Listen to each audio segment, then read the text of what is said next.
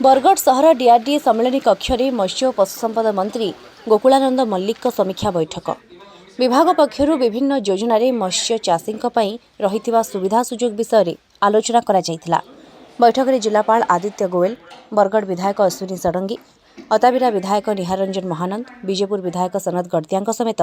MSME fishery समेत अन्य विभागीय अधिकारी प्रमुख उपस्थित रही।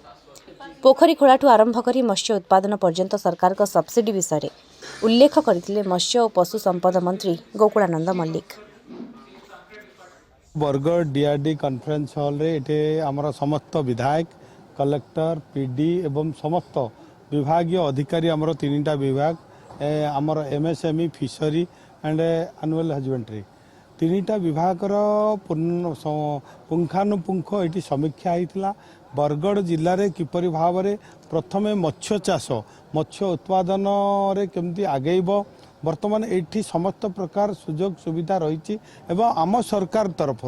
आमर प्रिय मोहन माझी सरकार तरफ विभिन्न सब्सिडी योजना करा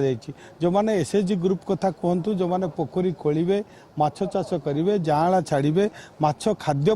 आम पाखापाखि 50% सब्सिडी व्यवस्था करूँ। तेणु माछ चाष बरगढ़ किपरि आगेब जे केवल बरगढ़ नुह सारा ओडिशा रे जो मुख्यमंत्री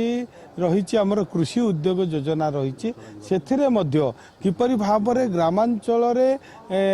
पशु संपद वा प्राणी संपदर विकास हम दुग्ध उत्पादन अधिक हम ग्रामांचल रे लोक माने किपरि आत्मनिर्भर हेबे महिला माने सशक्त हेबे स्वावलंबी हेबे सेही दिगरे मध्ये पशुपालन क्षेत्र में आज आलोचना करा जायतिला एवं सरकार विभिन्न जो योजना रही सब्सिडी रही ताको किपरि भाव में ठीक भाव में लोकंक पाखरे पहुँचबो। जो गत सरकार रे आपण मान देखिछंती योजना योजना बाटे रहउतिला कागज कलम रे योजना सक्सेस होतला जो विकासर कथा कहूतिले से विकास कोठी ना कोठी हजी जाइतिला। तेणु प्रकृत विकास करने को हेले प्रकृत योजना को लोक मानक पाखरे पहुँचेबा पई आज एटी निष्पत्ति करा जायछि एवं बरगढ़ जिल्ला रे किपरि भाव में आकु अधिक रु अधिक शिल्प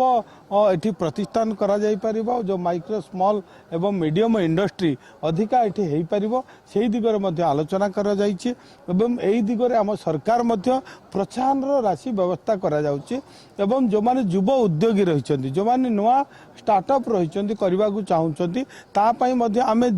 ब्लॉक वारी आमे बाहर करिछु बरगढ़ जिल्लार को ब्लॉक रे को इंडस्ट्री कले कोठी कोन हेई परिबो ता मध्ये आज आलोचना करा जायछि। आकु अधिक रु अधिक आगामी दिन रे प्रचार प्रसार करा जिवो ब्लॉक एवं ग्रामांचल रे प्रचार करी नुआ युवा उद्योगी सृष्टि करा जिवो जहा फल रे युवक आत्मनिर्भर हेई परिबो आ दादन खटिबा को जेंति जीव नाही एई क्षेत्र रे मध्ये आज आलोचना करा जाय।